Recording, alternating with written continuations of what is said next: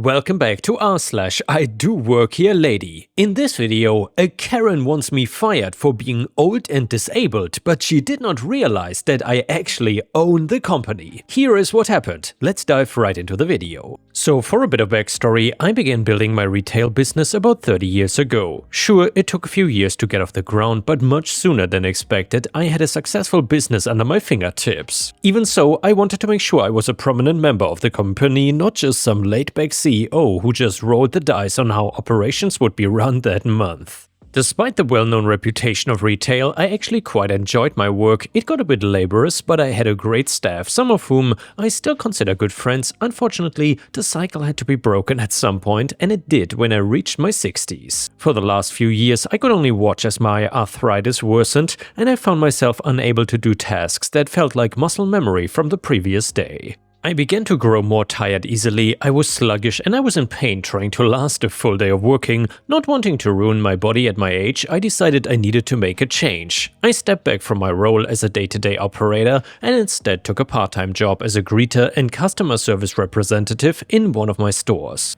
I know how lucky I am to have been able to make this decision, and I had the full support of my team behind me. We were actually not short-staffed, and most of my friends, including the general manager, encouraged me to give myself a bigger break than what I was planning. If anyone is wondering, yes, it has done wonders for my health, but I've been reduced to a wheelchair for public spaces to take the pressure off my joints. Even though it was not a secret that I was the owner, I decided to make the switch as quietly as possible. A part of me regrets that because of what happened, but a part of me is glad I got to see this all play out. So it was not long before I realized that I was the incognito member of the staff. Without this boss sticker printed on my forehead basically, I had the opportunity to see workers in their true nature and not just the face they put on to keep their job. I've been a service worker before, don't get me wrong, we all do it, as the manager decided we needed a new assistant manager since the last one had just moved on to a different company. He told me about her in advance, but I decided to still meet her as a greeter, not her actual boss, just to make sure everything was gonna run smoothly with her addition. It would not though. I've learned from reading other posts that we are supposed to call these people Karens, so I will apply that here. Karen is a woman fresh out of business school.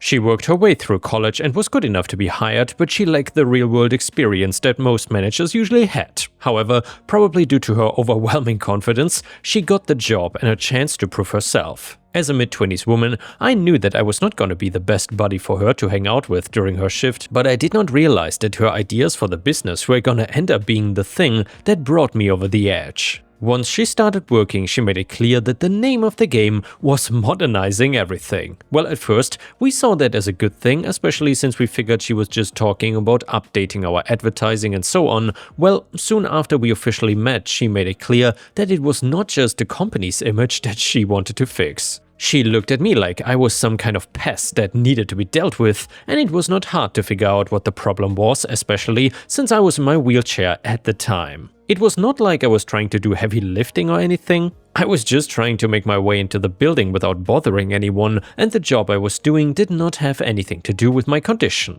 Nevertheless, I knew she had much to say about me. I began to hear her talking behind my back to other employees about how we were too old-fashioned and needed to get the company in a place to move faster. She never outright said it was me, but she began to talk about how there was a potential deadweight employee that should be dealt with if we wanted to succeed. She also began to track everything I was doing, like how long my breaks were, how much time I was spending in the chair, even how many times I was going to the bathroom. It was awkward more than anything, but a part of me just wanted to see where she was going with all of this. Well, the most prominent case was when I needed to take my medication during a shift. The pain was getting too much and I still had a few hours left, so I decided to take some meds. It was maybe a 30-second process, but Karen still caught me doing it. When I saw her race towards me, all proud and huffy, I thought I was gonna get a talk about how I couldn't be taking medication in front of customers, even though it was not against policy. The drugs were not dangerous and there were no customers around, but instead she began berating me about how weak I looked. A couple customers heard her scolding me and then looked over.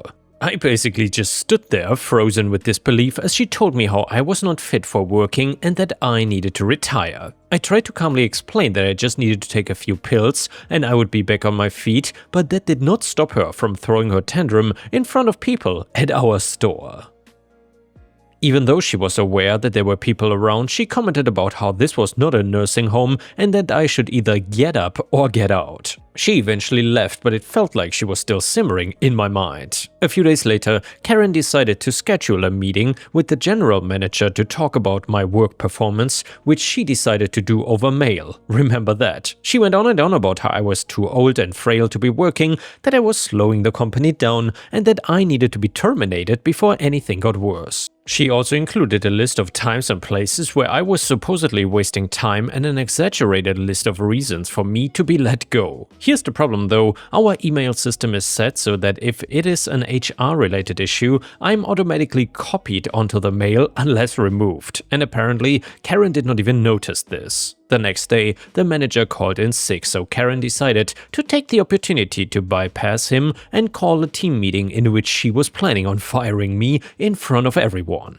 I assumed there was going to be some kind of speech about how we needed to be better and that she would eventually be the one to look up to, but you will see in a minute why that did not happen. She started the meeting very bluntly by explaining that she needed to let me go. The other employees did not say anything, but I could tell that they knew exactly how big of a mistake she was making. She even mentioned her emails to the general manager about how I was decrepit and disabled and way too old, and that we needed more young and energetic people at the front of the store. At one point, she tried to be empathetic by saying that retirement is a gift and that I should be thankful that she's taking the initiative to give it to me, but then I said nothing. After a short pause, the executive team of the company walked in right on cue. Karen stood at the front of the room, confused and frightened. The CFO, a super nice guy who I've worked with for over a decade now, greets her with a tense "Miss Karen" and asks her to step aside. The security member takes his place behind her. Karen is obviously terrified at this point. Asking me to stand, the CFO introduced me as the founder and CEO of the company and asked if I had anything to say in return to our new assistant manager. I did not hold back. I could not even bother to wipe off the smirk that shot right through Karen's drained face. Not missing a beat, I brought up everything she said to me, as well as every company policy and federal law that she was violating here, as well as pointing out that it was unreasonable to have someone as morally indecent as her. To further my point, I gave the team my list of notes and documentation of every time this has happened with Karen and asked the dreaded question of what would have happened if someone had given us a lawsuit over the things she did. She tried to cut me off a couple times and tried to explain that she did not mean any harm and just wanted the best for the company's maximum efficiency, but no one paid her any attention. For one last jab, I suggested that we get rid of the dead weight in our company and of course terminate her. And obviously everyone agreed and security politely escorted her out of the room. Stammering and failing to form complete sentences, Karen tried a few more times to apologize and explain herself. Before long though, she was out of sight and it felt like the air got lighter. The rest of the meeting was focused on my new ideas for company-wide training on disability rights and discrimination. Everyone was open to the idea, and by the end of the session we had a clear plan for how we were going to move forward so that nothing like this ever happened again. From my manager, who had heard the story elsewhere, I learned that Karen's story had spread like wildfire. I explained that I really didn't want her to be completely humiliated or something, but there comes a point where it does no good to let someone like her just ruin everything you fight against. 6 months later, the store I was working at absolutely boomed with customers. I'm not up to date on our online presence, but it's possible that with what happened, we brought a lot of attention to ourselves. Our staff is diverse and there's now another older gentleman that I spent my lunch break with. And as documented by our last board meeting, my store is now the most flourishing one owned by this company. It is just such a raw feeling of accomplishment, you know? As for Karen, we kept a tab on her employment, but it has not been looking good for her job-wise. Who knew that business school could not solve all your problems? Plus, with her story now out in the world and the industry being a very woven together place, she has probably been recognized instantly when they see her name and job history. I'm sure even if we had enough pity to let her back on, she would still refuse. With all the progress we've made in our benefits for disabled employees and the mentorship system we've implemented, I'm sure she would not think of herself as a good fit anyway. Moral of the story: don't try to fire people for being old and or disabled. Bigotry and discrimination never pays off, but I'm not certain that this Karen fully learned her lesson. She thought with her fancy degree she is better than everyone else, but in the end she got what she deserved. And yeah guys, I'm happy that Karen got fired because someone like this should not be working at any decent company. Either way, the next one is titled Karen tries to reserve twice the seats at Barnes & Noble. And this one is also from r/petty revenge. And by the way, if you enjoy the petty revenge stories, please don't forget to like the video, since that helps real voice channels tremendously nowadays. Otherwise, we basically drown in this sea of AI channels. Thank you so much for the help. So anyway, my local Barnes & Noble in Texas is not that large. The cafe has seating for about 30, tops most of those at 6 to 7 tables away from the window. We also only have one counter across from the barista station, which seats for 4. The counter is immediately to the left as soon as you enter the cafe area. These are close to the window and are coveted seats if you cannot get a table alongside the window. Being a BNN nerd, I always know when to show up and get a good table close to the windows. I managed to snag one of those tables, as always, with the window to my right, the counter seating directly in front of me, and the register/serving area to my right. I was happy to get a window side table, as I often cannot, and not have to sit at the counter with its 4 stools. As I was enjoying my coffee and magazines, I noticed that the 4 stools at the counter were only half occupied. There was a tallish 50-something blonde and her 17-ish daughter 2 stools away. The trouble is they had plopped their clothing and backpacks on the other stools as to take up 4 stools instead of the 2 they needed. The daughter was perusing the store and was not even using her seat, but mom had them taken with backpacks and a purse to save them. I actually saw a couple come in and were denied a seat at the counter due to the mom telling them those seats were occupied. When daughter eventually returned, mom seemed to celebrate her victory with her. After the second time I saw this happen, I put away my magazines and decided to have some fun. When a third, fatter, rednecky couple came in and were driven away from Karen once again, I smiled and waved them over. I offered them my seat. I was taking up one seat at a 4-man table, and after they sat, I explained to them what was going on here. They were a little put out by being denied a decent seat at the counter and then took my advice. They walked 10 feet back to the counter and pulled out the stools, only to be told by the mom that those seats were taken. They plopped their asses in the seats anyway, and I'm assuming told mom that they would be happy to move when the owner returned. The Karen mom indignantly took the backpacks and purse from the left 2 seats and pouted for a while, looking around. Daughter came back and a smallish argument ensued, the rednecky couple offering to move when others came by to reclaim their other seats. Mom was very put out and was angry that her scam was not working. She wound up putting both backpacks and daughter's purse on her 2 seats, and the redneck couple ignored her and enjoyed their coffees. Naturally, she left soon after. Redneck couple turned around and gave me a smile and a thumbs up. I responded with devil horns. And the next one is another fantastic petty revenge story. So I, 34 female, have lived in a very nice part of conservative Oregon state for 5 years, and this is not an easy state to be accepted when you're a family of 4. Male 38, kids 10 male, 7 female from OC SoCal. It's like we've been transported to another planet. And shout out to parents, it's been awful dealing with the staring parents at the school bus stop. Oh my god, they stare at my style hair and tattoos like I am an alien. I refuse to wear a legging, so it's like they take that as a personal insult. I've always avoided a lot of them and kept a polite distance, get my kids and bail, but there was one mom that was like the leader. I even heard her say once, "Yeah, I'm the neighborhood mom, in case blah blah blah." She drove her husband's huge truck and thought she was the king, revving it up and down the street. Our apartment complex, all the families that wait at this stop live here, was within eyesight, so it was really close, and I walked every day to teach my kids to not be lazy and to not be afraid of the weather. I always kept my distance, but what made my skin crawl is the woman could not park the truck. It was the first in-person school year since COVID, and she was parking on the sidewalk directly in front of the corner that the bus pulled up to. I was the only parent that walked each day despite the weather. On one particular day there was snow on the ground and she and one of the other creeper moms were sitting in the truck with the windows down, so I actually stopped and said, "Hey, do you mind not parking on the sidewalk? It's hard to get by." Completely calm, just a passing comment.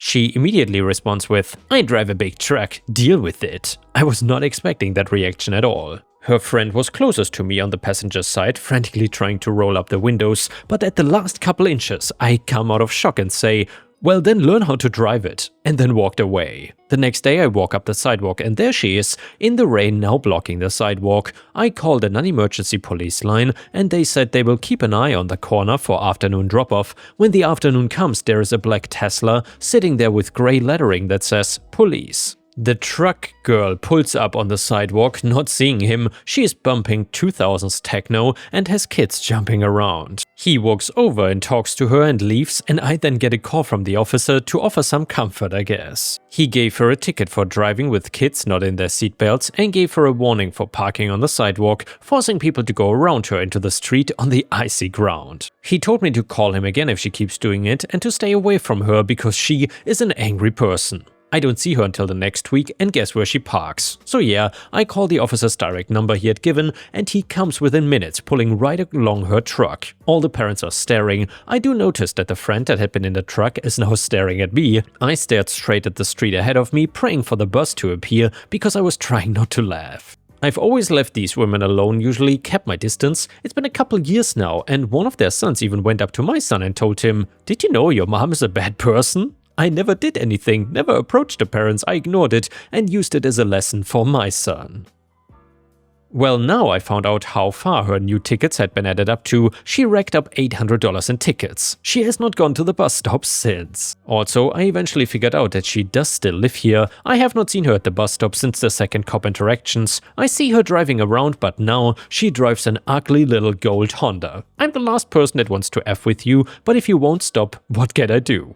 Update to the story, after the final ticket she stopped showing up at the bus stop. But I eventually figured out that she still lives here because she drives by every day in the morning and in the afternoon because her kids still go to the same school and she's on the same schedule. I see her on the same driving schedule and she stares at me over her shoulder, but I don't know how she could know. I had any effect on the situation. This year, 2025, I've seen her at school events with a new man, so I don't think the husband just took the truck away on timeout. I think the hubby left her at some point and literally took away the truck with him. Add-on, keep in mind that I didn't call anybody to report her driving with kids hanging out of her truck or in the back of the truck. I only called to see if they would keep an eye on the bus stops because in the bad weather people were parked on the sidewalk. I also did not report her license plate or anybody specific, so the day that she rolled up with the kids all over the truck, the cops went up to her on his own and she argued with the cops yelling that she does this all the time. The kids were not even hers, she was doing carpool. The reason she was at the bus stop was to pick up her kids that take the bus with my kids. And before we end the video, we will read one last story from r/pettyrevenge. This one is titled Rude Neighbor. So I live in the upper unit of a duplex that is stacked on top of each other. We moved in not too long ago and the neighbor has been incredibly rude to my boyfriend and me. A brief summary of her is that she expects that we completely alter our lifestyle and layout of our apartment to better suit her unrealistic needs. So that means we cannot walk above her late, shower, use the bathroom, wash the dishes, talk to each other, etc. all because it disturbs her. She has told us multiple times that doing the laundry at the various times we are, 6 to 8 p.m, aka when we get home from work, is unreasonable and inconsiderate of her. She will take out her anger on us and just yell at us or start slamming all her doors below us. Also, one thing she asked of me stuck with me. When you're using the kitchen faucet, please turn it off slowly. When you do it too fast, it makes a pop sound in my sink that scares me. Well, I suddenly love washing dishes. I will slam it off as much as I can, randomly throughout the day, and then sit in silence to hear her groan. It's the most lukewarm revenge, but it makes me smile. And yeah guys, thank you for watching. I will see you again tomorrow.